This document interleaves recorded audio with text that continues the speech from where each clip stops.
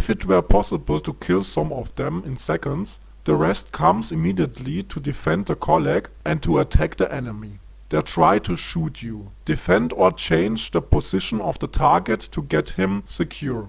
Over headsets they were linked to each other. All 10 seconds they make a control in the central command. We can't kill one of them because he will be changed in seconds. In this case we have to fight against a number of double highly qualified specialists. Slowly I get the idea that this mission was totally impossible. I talk about it with my young friend. He explains me that nobody was close to kill the target. That was the result of his research. I confirm that a single killer has no chance to do the job, but together it could be possible. He confirms my words and confesses me that he hasn't also an idea. For that reason we continue to observe the businessman until we find a possibility to survive the fucking mission. At the moment he had also no idea how we could do it. After a few months we find a very slightly carelessness of the guards.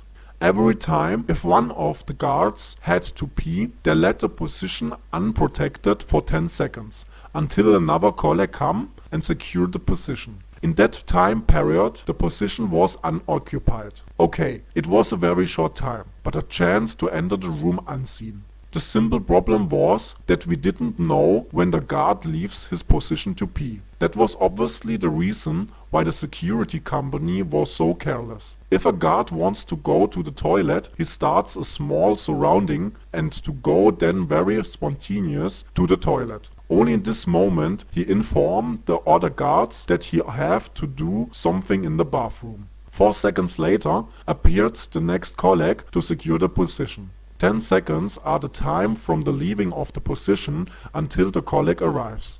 It is not possible to differ between a surrounding and a walk to the toilet. We have to find a solution, because it is possible to prevision the next toilet walk. Slowly we get a plan. Undefined, it contained 3 steps. At first, one of the guards had to go to the toilet, and that in a moment we know. It was logical to vote for the guards directly in front of the room door. Second step, killing of the target and the bitch he fucked. That is necessary because she would scream and alarm the guards, and we have no chance to survive or escape.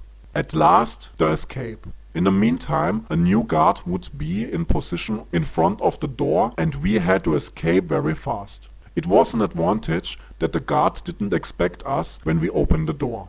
The surprise effect was on our side. If we opened the door, he wouldn't catch at once his gun.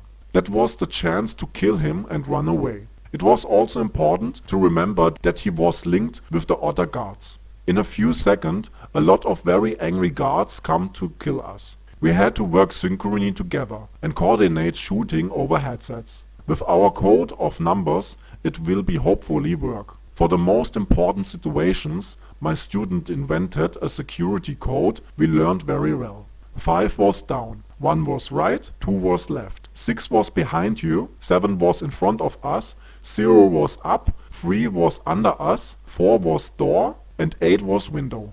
Mostly we need only 5, 1, 2 and 6. 7 was seldom. 0 and 3 make only sense outside. 4 and 8 we used sometimes in buildings.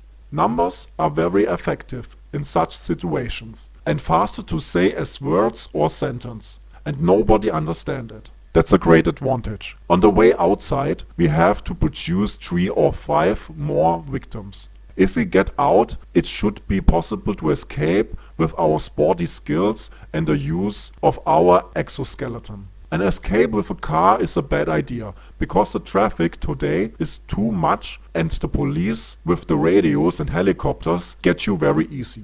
But by walking, and you can use parkour techniques, subways, canalizations and similar ways for our escape. To end the mission, we only need the approximate time of the fuck and an idea to give the guard in front of the door a laxative. The marriage break happened every week, and so I concentrate on this for 2 months. My colleague discovered in the meantime what the door statue loved to eat and drink. Obviously he liked pizza, salami and cherry juice. He can't resist if he smells one or both of them. My result showed that the fuck meeting never was shorter than 45 minutes and not longer than 1.5 hours.